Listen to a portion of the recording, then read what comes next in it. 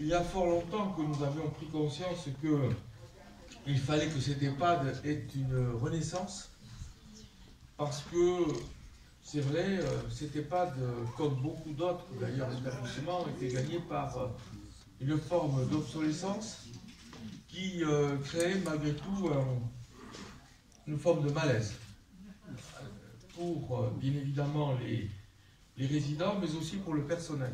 Je m'adresse ici au personnel également, auquel je dois manifester une reconnaissance pour la patience qu'ils ont eue jusqu'à maintenant, où on est venu souvent ici même à l'occasion d'un certain nombre de manifestations de fin d'année, par exemple, ou des fêtes de Bayonne.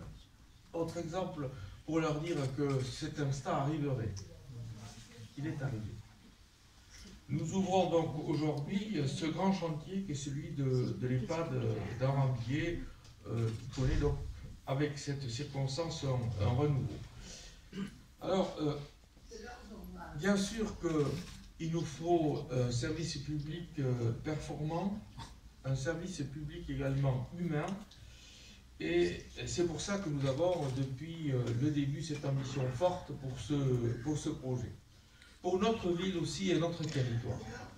Car notre ville a toujours considéré, depuis des dizaines et des dizaines d'années, qu'il fallait que nous ayons un établissement public qui dépende directement de notre centre communal d'action sociale.